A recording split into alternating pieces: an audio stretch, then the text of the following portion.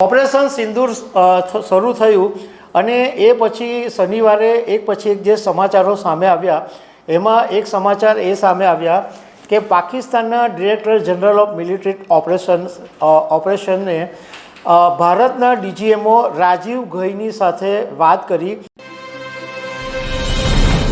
નમસ્કાર। શનિવારે સાંજે જો તમે સમાચાર ધ્યાનથી સાંભળ્યા હોય તો એક વાત સામે આવેલી હતી કે પાકિસ્તાનના ડીજીએમઓએ ભારતના ડીજીએમઓ સાથે બપોરે 3 વાગે વાત કરી કે આ શાંતિપૂર્ણ રીતે વિવાદ ઉકેલાઈ જવો જોઈએ ને આવી બધી વાત કરી। તો તે વખતે ડીજીએમઓની ચર્ચા શરૂ થઈ અને ઘણા બધા લોકોને એ જાણવામાં રસ પડ્યો કે ભારતના ડીજીએમઓ એટલે director general of military operations કોણ છે અને ડીજીએમઓની જવાબદારી શું છે એ બધું જાણવામાં લોકોને રસ પડ્યો છે। તો હું તમને એ જ વાત કરીશ કે ભારતના ડીજીએમઓ કોણ છે અને ડીજીએમઓની જવાબદારી શું હોય છે। તો આના વિશે વાત કરીશ। મારું નામ રાજેશ શાહ છે અને તમે જોઈ રહ્યા છો ગુજરાતના સૌથી મોટા ડિજિટલ ન્યૂઝ પ્લેટફોર્મ ખબરછે.com। ઓપરેશન સિંદૂર શરૂ થયું અને એ પછી શનિવારે એક પછી એક જે સમાચારો સામે આવ્યા એમાં એક સમાચાર એ સામે આવ્યા કે પાકિસ્તાનના ડિરેક્ટર જનરલ ઓફ મિલિટરી ઓપરેશનને ભારતના ડીજીએમઓ રાજીવ ઘઈની સાથે વાત કરી અને રાજીવ ઘઈને વિનંતી કરી કે આ જે અત્યારે યુદ્ધ જેવું વાતાવરણ ઊભું થયું છે એ શાંત થવું જોઈએ અને એ વાતચીતમાં રાજીવ ઘઈની ભૂમિકા સૌથી વધારે મહત્ત્વની હતી અને એ પછી સાંજે સીઝ ફાયરને બધા સમાચારો આપણે સાંભળ્યા। તો સૌથી પહેલાં આ રાજીવ ઘઈ કોણ છે જે ભારતના director general of military operations છે। રાજીવ ઘઈ જે છે એ 33 વર્ષથી ભારતીય સેનાની સાથે જોડાયેલા છે અને એમનું જે પોસ્ટિંગ છે ડીજીએમઓ તરીકેનું એ 24 ઓક્ટોબર 2024ના દિવસે જ થયું છે। એટલે હમણાં થોડા સમય પહેલાં જ એમનું ડીજીએમઓ તરીકે પોસ્ટિંગ થયું છે। આ પહેલાં તેઓ શ્રીનગરના Chinar corps general officer commanding તરીકે ફરજ બજાવતા હતા અને આ શ્રીનગરમાં એમણે 15 વર્ષ સેવા આપી અને જ્યાં એમની જે મુખ્ય કામગીરી હતી જમ્મુ કાશ્મીરની અંદર એમાં સુરક્ષા અને ચરમપંથી વિરોધીઓ જે ગતિવિધિઓ છે એની લીડરશિપ કરવાનું કામ આ રાજીવ ઘઈનું હતું। ડીજીએમઓ એ ભારતીય સેનાનું એક મહત્ત્વપૂર્ણ અને જવાબદાર પદ છે જે લેફ્ટનન્ટ જનરલ 3 સ્ટાર ફ્રેન્કના અધિકારીઓને આપવામાં આવે છે।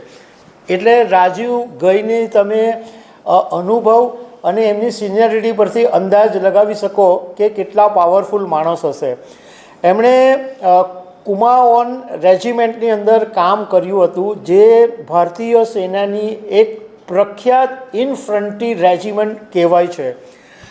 રાજીવે દહેરાદૂનમાં ભારતીય મિલિટરી એકેડમીમાંથી તેમણે અભ્યાસ કરેલો અને વેલિંગ્ટન તામિલનાડુની ડિફેન્સ સર્વિસીસ અને સ્ટાફ કોલેજમાંથી પોસ્ટ ગ્રેજ્યુએશન એમણે કર્યું હતું અને એમણે મધ્યપ્રદેશના આર્મી વોર કોલેજમાંથી હાયર કમાન્ડિંગ કોર્સ અને નવી દિલ્હીના નેશનલ ડિફેન્સ કોલેજમાંથી એમણે અભ્યાસ પૂરો કરેલો હતો।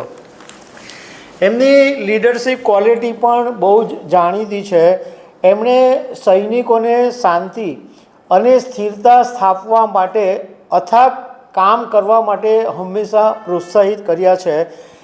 સ્થાનિક નાગરિકોની સાથે સંબંધ મજબૂત કરવાનું અને સમાજને સાથે મળીને શાંતિ અને વિકાસ માટે કામ કરવાનું રાજીવ ઘઈનું મોટી લીડરશિપનું કામ છે અને એ કામ એમણે બખૂબી નિભાવ્યું છે।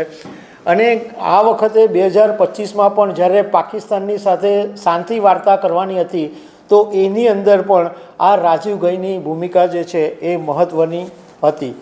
હવે ડીજીએમઓની જવાબદારી શું હોય છે તો સરહદી વિસ્તારો છે એની અંદર શાંતિ સ્થાપવા માટે ડીજીએમઓની એક મહત્ત્વની ભૂમિકા હોય છે। આ ઉપરાંત દેશની રણનીતિ ઘડવામાં ઓપરેશનલ યોજનાઓ તૈયાર કરવામાં અને ઓપરેશનલ યોજનાઓને અમલમાં મૂકવા માટે ડીજીએમઓની જવાબદારી બહુ જ મહત્ત્વની હોય છે। અને ભારતીય સેનાની જે 3 પાંખ છે, થલ સેના, વાયુસેના અને નૌકા સેના, આ ત્રણેય સેનાઓની સાથે સેતુરૂપ કામ કરવાનું એટલે સંકલન કરવાનું કામ ડીજીએમઓનું હોય છે. ત્રણેય પાંખોની સાથે બધું વાત કરવાનું અને સંકલન કરવાનું એટલે એક સેતુરૂપ કામ કરવાનું જે છે એ ડીજીએમઓનું કામ છે. બીજું કે આ ડીજીએમઓની જે પોસ્ટ છે એ માત્ર અનુભવી લેફ્ટનન્ટ જનરલ હોય એમને જ આપવામાં આવે છે. એટલે તમે એના પરથી ક્યાસ કાઢી શકો કે એકદમ નીચા લેવલથી ઊંચા લેવલે આવેલા અને ગ્રાઉન્ડ લેવલના જેમને મહેનત છે, ગ્રાઉન્ડ લેવલની જેમને અનુભવ છે એવા આર્મી ઓફિસર્સને આ પદ મળે છે. તો દર્શક મિત્રો, આવી અનેક વાતો સાથે અમે તમને મળતા રહીશું. Thank you very much.